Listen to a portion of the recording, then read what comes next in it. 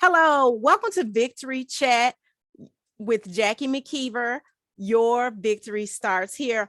My name is Jackie Mckeever, and on this podcast, we talk about things that help you take your life and your business back. So that means that we talk about self-development, we talk about different topics in business, and we talk about books because I'm a lover of books.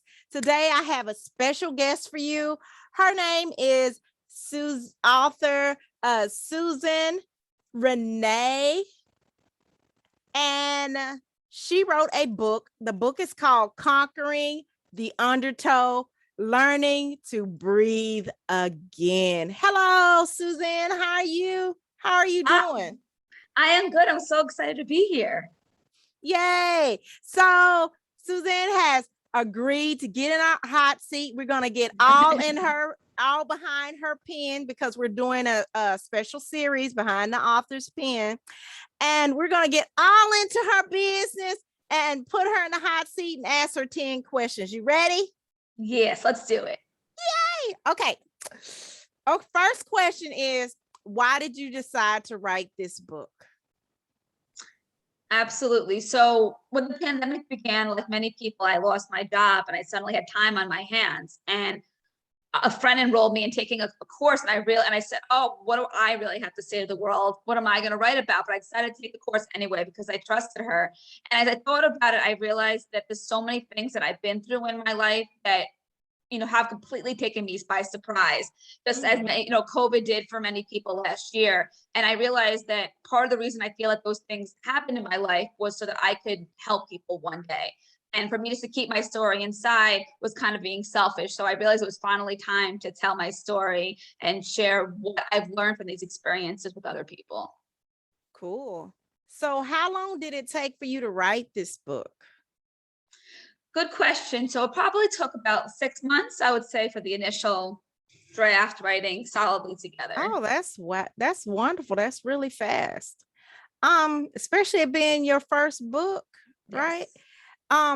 So were there any delays in producing the book? Well, it's funny. You mentioned being, my first book, and I always tell people that honestly, I feel like the book wrote itself. It was one of those, I sat at the computer and it wasn't like, oh, what am I going to write about today? It just started pouring out of my fingertips. And I think that's the magic when you have a story. And that's one thing I really encourage people. I think everybody has a story and give all their reasons why they shouldn't be telling that story. But once you start to write it out, it all starts to come out. So the writing for me wasn't really the difficult part. It was, what do I do after? I've written this book. Now, how do I take it from my computer looking like, a college essay to something that actually really can make a difference to people? And I started reaching out to editors because first I had some of my best friends helping me edit, but I quickly realized that when it's somebody that close to you, that it's a little bit harder for them to really edit unbiasedly, as well as they might not have the expertise as somebody who really has spent their life really learning how to be an editor. And I went into a Facebook group that I knew, and I said, look for editors. And somebody had reached out to me, and he had, good things on his resume, but we all know anyone can put anything on their resume. No one even really checks that much. And I trusted him, but then months and months were going on and he had all these excuses. He's like, oh, because of COVID, I'm not feeling motivated. I left my computer at my mom's house. And, or he would just disappear out of communication completely. And after a while, I learned a big lesson from this, which was, one, the referrals are the best thing you could do because it's somebody that has already done well for a friend or a family member of yours rather than some random person on the internet. And I paid him everything up front, because this is my first book. I think you pay everything up front for them to start the project. And in the future, I definitely would say, okay, I'll give you a deposit, but I'm not paying you everything until I know that this is set, because he was paid, he had no sense of urgency. And I wanted the book out by last December, and he kept giving me delays. And after a while, I told him, I was like, you know what, if you don't have it to me by this date, I'm going to have to, press charges or do something because I did pay you. And then he sent it to me and it was awful. There was the first page, my mom found a bunch of typos and edit mistakes. And I was, I could either just get frustrated and be like, this is the sign I shouldn't write the book, or I could find another resource. And I reached out to a friend who I loved her book, and she said, this is who I use. They were great. And I reached out to them, and it was like night and day. They were so easy to work with. They were constantly in communication, but they told me that in order to really get a good quality edit, it's not going to take a month. It was going to take 3 months for them to do their part, 2 months for me to review and put the changes, and then send it back to them for a final version, another month.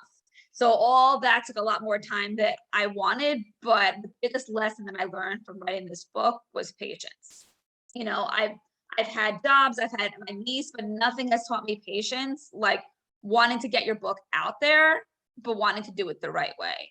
And I decided to take my time and trust these people to have it be a long period. But that way, when they finally got it back to me, it was something that I was truly proud of the quality. And in the end, you know, when I'm 70-year-old, I'm going to look back on a book that I'm proud of, not one that came out a month before I wanted to. And I think we can all apply that to parts of our lives where we really want that promotion, you know, or we're, you know, trying to have kids and we want it now. That sometimes it's actually a good learning for it not to happen exactly when you want it to. Wow. So, who is this book written for? There's two people that I'm really trying to connect with. One is people who either were struggling or currently are struggling with something in their life. It doesn't necessarily have to be, you know, specifically mental illness. You know, it could be losing a parent or a really bad breakup or something that kind of stops you in your tracks. And it's hard for you to suddenly, you know, go grocery shopping and go to work and live your normal life when your heart is just, you know, broken. You don't know how to continue on from that moment. And also for the people who want to support those people in your life. I have a lot of friends who, you know, would say, I really want to help my friend that's depressed, but I have no idea what to do. And that's something I think our society doesn't necessarily teach us. It's starting now to, you know, a lot of things that I dealt with in the book was about 10 years ago. And, you know, a lot of these mental health and illness things weren't really discussed about. So that I think we have made a lot of progress, but we've kind of made it into a self-help kind of conversation of here's what you need to do to help yourself. But in my world, what my concept my dream is to have community help, where people really say, I want to learn and I want to empower myself so I can help my friend. So I can help this person in my life that's struggling and I have no idea what to do. And you don't need to be a therapist to know how to really support a friend who's dealing with something. That part right there, that is absolutely true.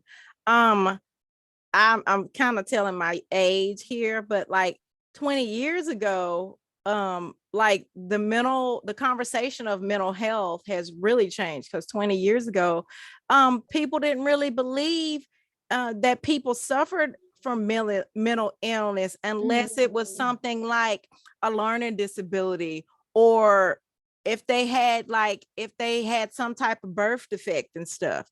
They believed in those, but they didn't believe in depression. They felt like, oh, you should be able to get past it. Oh, it's just smile through it. It's gonna be okay. You should just pray about it. Have you talked to this minister about it?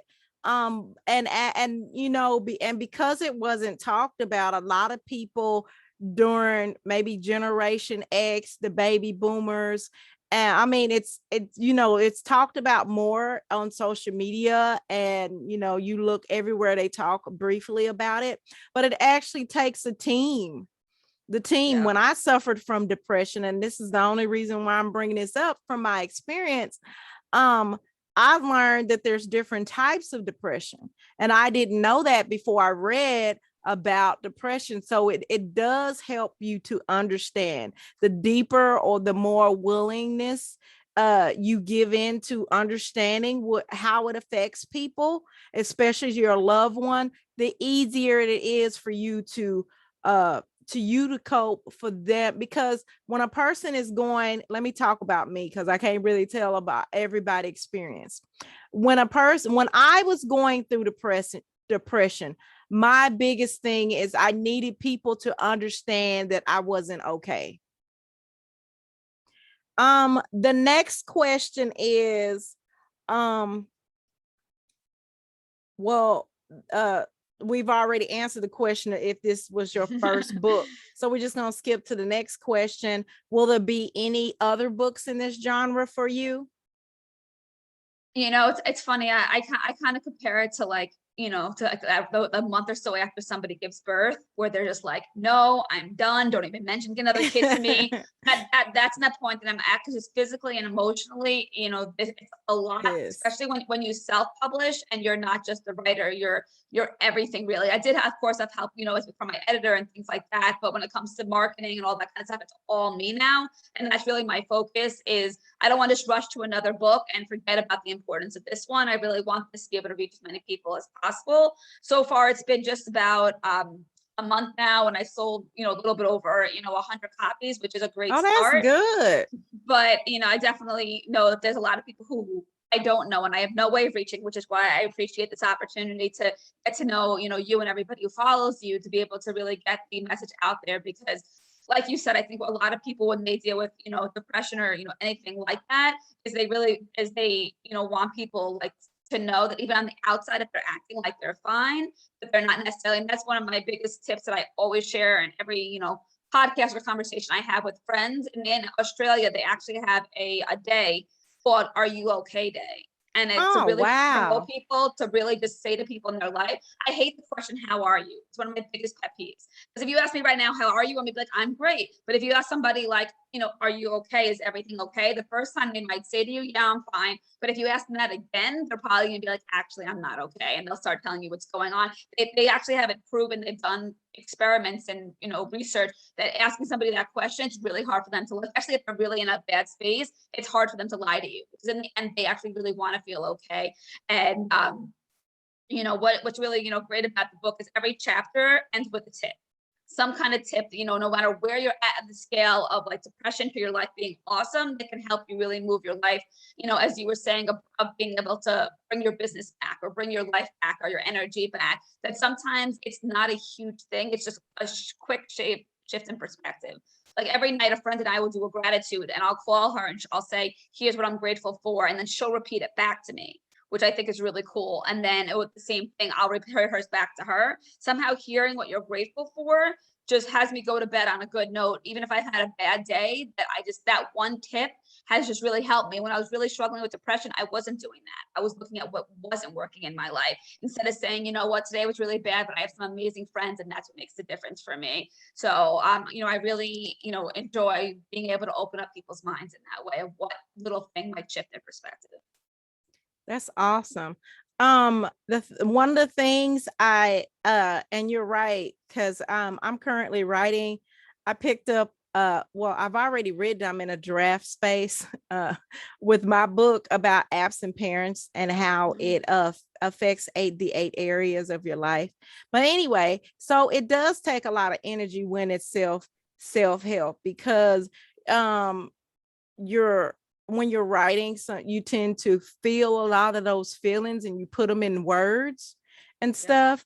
But I love books. So I'm hoping to, even if it's not another book, that you take this book and create other projects for this book, because I know without a doubt that many lives can be saved, can be helped. Things can be built upon just this book. Absolutely. Okay, so the next question I have is, what do you want readers to get out of this book?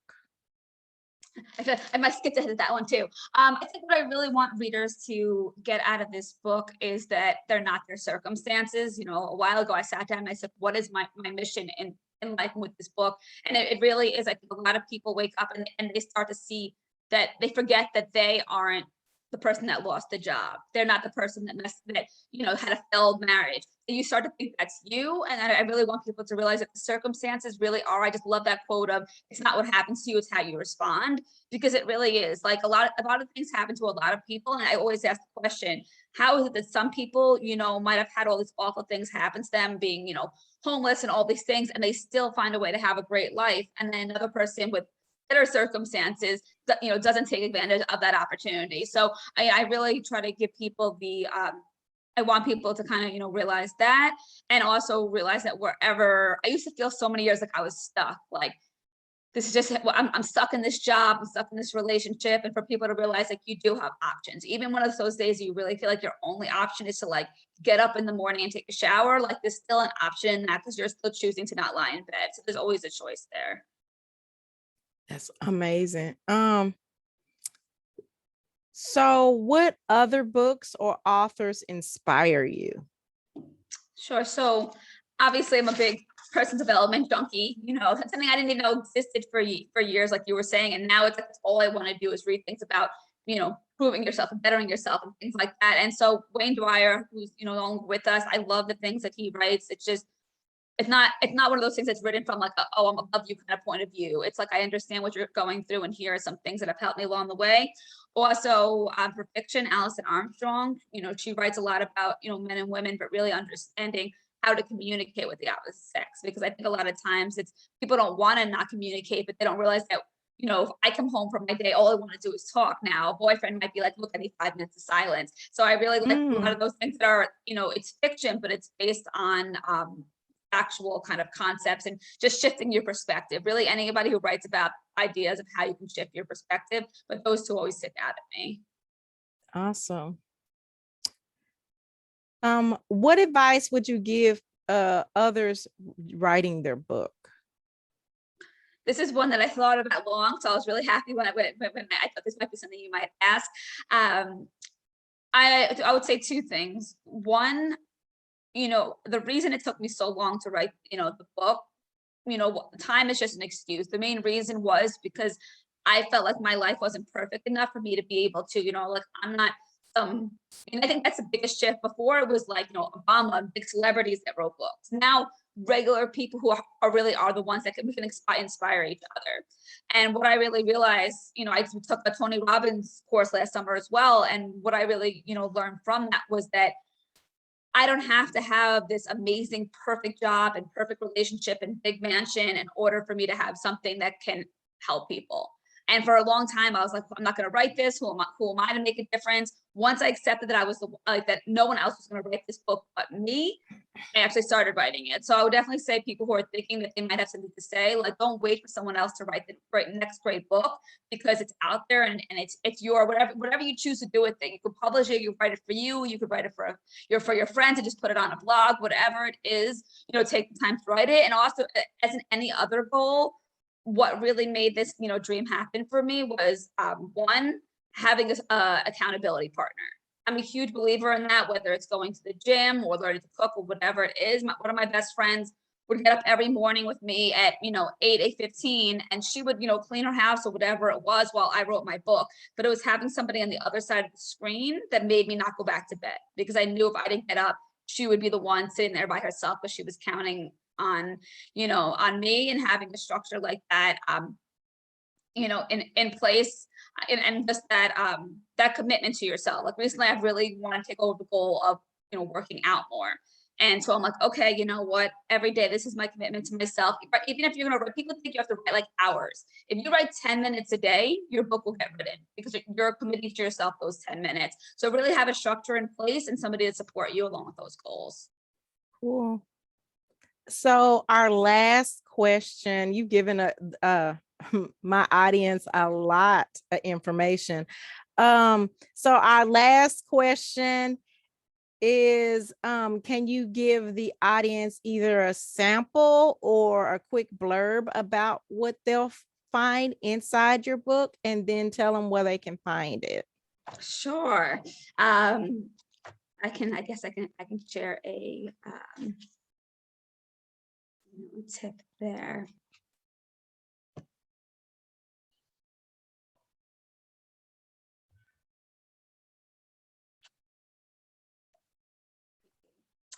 I feel like I've given a little bit of a kind of a blurb overview, that it's kind of funny, because when COVID happened, I'm like, this is exactly like why I wrote the book, because my whole view is like, we've kind of gotten a little grasp on COVID, but what's going to happen when the next big thing happens and shakes up your life?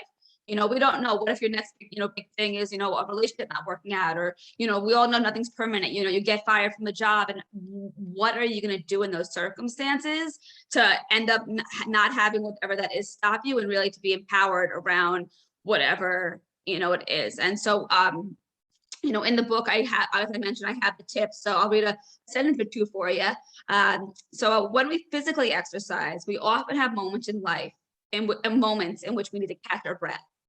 Sometimes the workout is too much for us to handle, and we need to pause.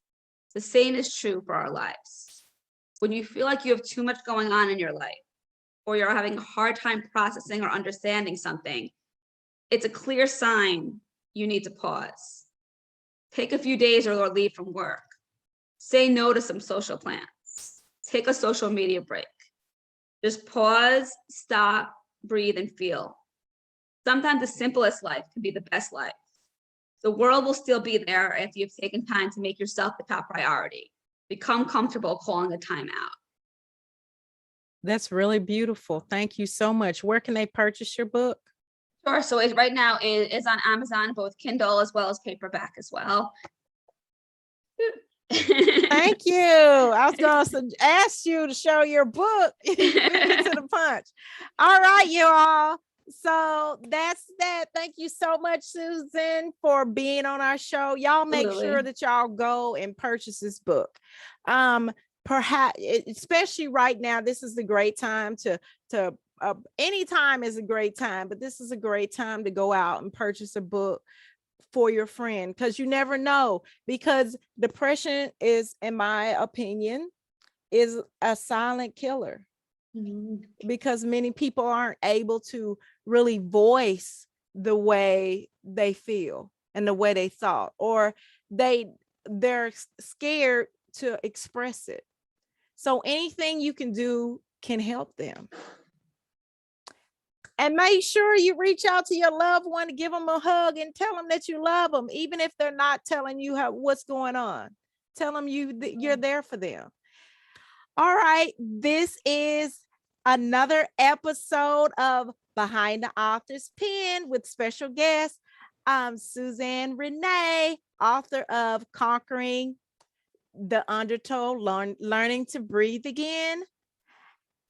Coming to you on Victory Chat with Jackie Mckeever. Remember, your victory starts here. Don't forget to subscribe, y'all.